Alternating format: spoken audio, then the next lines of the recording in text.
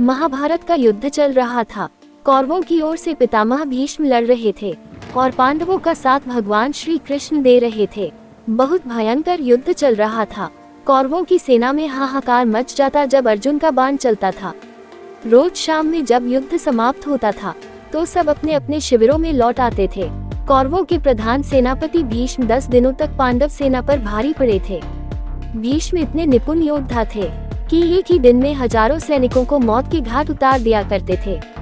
लेकिन दुर्योधन भीष्म पितामह से खुश नहीं था, क्योंकि कहीं न कहीं उसे ऐसा लगता था कि भीष्म जानबूझकर पांडवों का साथ देते हैं और उन्हें मारना नहीं चाहते। पितामह भीष्म भी अपने शिविर में पहुंचते थे और जब भी वे वहां पहुंचते थे, वहां दुर्योधन उन पर आरोप लगाने के लिए तैयार रहता था। जैसे ही भीष्म पितामह वहां पहुंचते थे, दुर्योधन उनसे कहता था, पितामह मुझे लगता है आप पूरी ताकत के साथ युद्ध ही नहीं कर रहे हैं। ऐसा लगता है आप हमारी तरफ से नहीं बल्कि उन पांडवों की तरफ से युद्ध कर रहे हैं। आप पांडवों का वध क्यों नहीं कर रहे हैं? रोज शाम में दुर्योधन यही आरोप पितामह पर लगाता था। एक दिन पितामह भीष्म युद्ध के बाद जब अपने शिविर में पहुंचे तो बहुत ही थके हुए और दुखी थे। उसी समय दुर्योधन भीष्म के शिविर में पहुंचा। भीष्म चिंतनशील होकर शिविर में बैठे थे। यूं आधी रात को दुर्योधन को अपने शिविर में प्रवेश करते देख भीष्म हैरान हुए। उन्होंने दुर्योधन से शिविर में आने का कारण पूछा तो दुर्योधन ने गुस्से में कहा, पितामह आपके अन्याय के कारण मैं आधी रात को आपके शिविर में आने के लिए विवश हुआ हूँ। आप अगर पूरी कर्तव्य निष्ठा के साथ पांडवों के साथ युद्ध करते तो शायद मुझे यहाँ नहीं आना पड़ता। 10 दिन हो चुके हैं, लेकिन आप अभी तक पांडवों को पराजित नहीं कर पाए हैं। मुझे तो लगता है कि आप केवल लड़ने का अभिनय कर रहे हैं। आपको आज भी पांडवों से प्रेम है और आप मेरे खेमे में रहते हुए भी मेरे शत्रु बने हुए हैं। दुर्योधन के मुख से ऐसी बात सुनकर पितामह भीष्म भी अब तंग आ चुके थे और उन्होंने गुस्से में प्रतिज्ञा ले ली, मैं गंगा पुत्र भीष्म कल युद्ध भूमि में उतरूंगा और पांडवों का वध करूंगा, इस धरती को पांडवहीन कर दूंगा। ऐसे आरोपों से आक्रोशित भीष्म ने दुर्योधन को मंत्र पढ़कर 5 सोने के तीर दिखाए और कहा कि कल इन्हीं बाण से पांडवों का अंत कर देंगे। भीष्म ने अपनी शस्त्र विद्या का प्रयोग करते हुए सोने के 5 तीर निकाले और इसे अभिमंत्रित करके बोले, दुर्योधन तुम व्यर्थ में मेरी कर्तव्य निष्ठा पर संदेह करते हो। मैं कल एक ही दिन में 5 पांडवों को इन बाणों से समाप्त कर दूंगा। फिर पांडवों में मरते हुए युद्ध का परिणाम तुम्हारे पक्ष में आने लगेगा। भीष्म पितामह की बात सुनकर दुर्योधन प्रसन्न हुआ, लेकिन फिर भी उसके मन से संदेह नहीं गया। दुर्योधन भीष्म की बातों को सुनकर प्रसन्न तो हुआ, लेकिन खुद छल कपट में माहिर रहे दुर्योधन को भीष्म की बातों में भी छल कपट ही नजर आया। दुर्योधन ने भीष्म से कहा, पितामह आपकी योजना बहुत अच्छी है, लेकिन मुझे फिर भी संदेह हो रहा है कि कहीं आप फिर से पांडवों के प्रति प्रेम और भावनाओं में आकर अपने कर्तव्य से विमुख न हो जाओ। मुझे संदेह है, इसलिए मुझे ये बाण दे दो। मैं युद्ध भूमि पर आपको ये 5 बाण लौटा दूंगा, तब आप मेरे सामने पांडवों का वध कर देना। दुर्योधन की बात सुनकर भीष्म ने 5 अभिमंत्रित बाण दुर्योधन को दे दिए। दुर्योधन अपनी जीत पर बहुत खुश था, लेकिन उसे नहीं पता था कि आगे जाकर यही भूल उस पर कितनी भारी पड़ने वाली है। भगवान श्री कृष्ण भीष्म के सोने के बाण के रहस्य को जानते थे। भीष्म के शिविर के पास पहरा दे रहे एक गुप्तचर ने जा श्री कृष्ण को आकर इस बात की सूचना दी कि वह 5 अभिमंत्रित बाण अब दुर्योधन के पास हैं। तो इस बात को सुनकर श्री कृष्ण तुरंत ही अर्जुन के शिविर में पहुंचे और उसे पूरी घटना बताई। श्री कृष्ण ने अर्जुन से कहा कि पार्थ, तुम दुर्योधन से वे 5 बाण मांग लो। श्री कृष्ण की बात सुनकर अर्जुन ने रानी से कहा कि दुर्योधन भला वो तीर अर्जुन को क्यों देगा। तब श्री कृष्ण ने अर्जुन को याद दिलाया कि एक बार अर्जुन ने दुर्योधन को यक्ष और गंधर्वों के हमले से बचाया था। तब दुर्योधन ने प्रसन्न होकर अर्जुन से कहा था कि वो कोई भी कीमती चीज दुर्योधन से मांग सकता है। उस दिन अर्जुन ने बात को टालते हुए दुर्योधन से कुछ नहीं मांगा था। अर्जुन को श्री कृष्ण की बात याद आ गई और वे दुर्योधन के शिविर में पहुंचा। अर्जुन ने दुर्योधन से वही 5 बाण मांगे, लेकिन दुर्योधन ने अर्जुन को मना कर दिया। तब अर्जुन ने दुर्योधन को उस घटना को याद दिलाते हुए अपना क्षत्रिय धर्म निभाने के लिए कहा।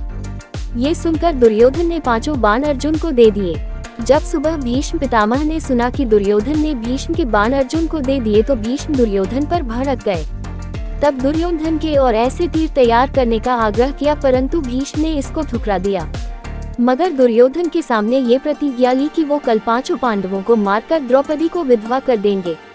जैसे ही भीष्म पितामह ने ये प्रतिज्ञा ली, दुर्योधन खुश होने लगा और अपने भाइयों को बताने लगा कि कल युद्ध समाप्त हो जाएगा, कल तो पितामह पांडवों का वध कर देंगे तो कोई भी नहीं बचेगा, हमारे दुश्मन नहीं बचेंगे। तब पांडवों के शिविर में बेचैनी बढ़ गई, क्योंकि भीष्म पितामह की क्षमताओं के बारे में सभी को पता था। यही बात पांडवों के शिविरों में पहुंची और पांडवों की पत्नी द्रौपदी को ये बात पता चली तो उसे अनर्थ होने की आशंका हुई। द्रौपदी भगवान कृष्ण के पास पहुंची और बोली, कान्हा हमें बचाए, मेरे पतियों पर संकट आ गया है। पितामह भीष्म ने प्रतिज्ञा ले ली है कि वह पांडवों का वध करेंगे, इस समस्या का समाधान कीजिए, आपकी ही वजह से यह सारा युद्ध हो रहा है। भगवान कृष्ण ने द्रौपदी को समझाया कि यह युद्ध मेरी वजह से नहीं हो रहा है, ये युद्ध हो रहा है हर किसी के अपने कर्म की वजह से। और रही बात समस्या के समाधान की, तो समस्या का समाधान जरूर मिलेगा। भगवान कृष्ण ने द्रौपदी को समाधान बताते हुए कहा कि चलो भीष्म पितामह के शिविर में चलते हैं। भगवान श्री कृष्ण शिविर के बाहर रहे और द्रौपदी को अंदर भेजा। वहां पर भीष्म पितामह ध्यान में मग्न थे। जाकर द्रौपदी ने भीष्म पितामह को प्रणाम किया। प्रणाम पितामह। जैसे ही द्रौपदी ने कहा, भीष्म पितामह ने बिना देखे ही कहा, अखंड सौभाग्यवती भव। जब उन्होंने देखा कि सामने द्रौपदी खड़ी हुई है तो वह संकट में पड़ गए। भीष्म पितामह ने द्रौपदी से कहा, पुत्री तुमने मुझसे ये क्या अनर्थ करवा दिया, थोड़ी देर पहले ही मैंने प्रतिज्ञा ली थी कि मैं पांडवों का वध करूंगा और अब मैंने अपने ही वचन से आशीर्वाद दे दिया कि अखंड सौभाग्यवती भव। मैं तो बड़े धर्म संकट में पड़ गया हूँ, ये तुमसे किसने करवाया है, तुम तो यह नहीं कर सकती। द्रौपदी ने कहा, आप ठीक कह रहे हैं पितामह, यह मैंने नहीं किया, श्री कृष्ण ने करवाया है। भीष्म पितामह ने भगवान कृष्ण को अंदर बुलवाया और प्रणाम करके बोले, हे वासुदेव, तुमने यह मुझसे क्या करवा दिया, मेरी प्रतिज्ञा को मेरी ही वचन से तुड़वा दिया, मेरी समस्या का समाधान कीजिए। तो भगवान कृष्ण ने कहा, पितामह आपको खुद मालूम है कि आपकी समस्या का समाधान क्या है।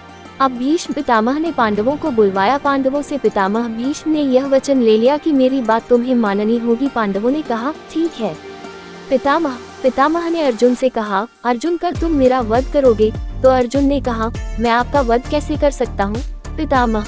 भीष्म ने कहा, वत्स कल तुम्हें मेरे प्राण लेने होंगे और यह काम तुम्हें करना ही होगा। अर्जुन ने कहा, जो आज्ञा पितामह, लेकिन मैं आपका वध कैसे कर सकता हूँ, आपको तो इच्छा मृत्यु का वरदान है। भीष्म पितामह ने कहा, तुम बात तो ठीक कह रहे हो, जब मैं अपनी पूरी ताकत से लड़ूंगा तो महादेव के अतिरिक्त मुझे कोई और परास्त नहीं कर सकता, लेकिन एक युक्ति है जिससे तुम बच सकते हो, तुम मेरे सामने युद्ध भूमि में किसी नारी को लेकर आ जाओ। पांडवों ने कहा, पितामह युद्ध भूमि में नारी कैसे आएगी। भीष्म ने कहा, अब ये सब वासुदेव पर छोड़ दो। अर्जुन दूसरे दिन युद्ध में अपने रथ पर शिखंडी को लेकर आया और पितामह को बाणों की शैया पर लिटा दिया। भीष्म प्रतिज्ञा भी नहीं टूटी और पांडव भी बच गए। दोस्तों, ये छोटी सी कहानी बहुत बड़ी बात सिखाती है। पहली बड़ी बात सिखाती है कि जिंदगी में संस्कार सबसे बड़ी चीज है। पांडवों की पत्नी पितामह भीष्म को प्रणाम करती है और वह आशीर्वाद देते हैं, अखंड सौभाग्यवती भव। हमको अपने संस्कार नहीं भूलना चाहिए, क्योंकि संस्कार जिंदा रहेंगे तो हम जिंदा रहेंगे। और यही काम कौरवों की पत्नियां कर देती तो शायद कौरव भी जिंदा रह सकते थे। और दूसरी बड़ी बात की जिंदगी में हर समस्या का समाधान है। इतने बड़े बड़े संकट आए, लेकिन महाभारत में हर संकट का समाधान होता चला गया। दोस्त, इस सार में ऐसी कोई भी समस्या नहीं है जिसका समाधान ना हो। हर समस्या का समाधान है, कोई ना कोई रास्ता है, बस आपको ढूंढना पड़ेगा। दोस्तों, आशा करता हूँ कि यह वीडियो आपको अच्छा लगा होगा। दोस्तों, वीडियो को पूरा देखने के लिए आपका बहुत बहुत धन्यवाद।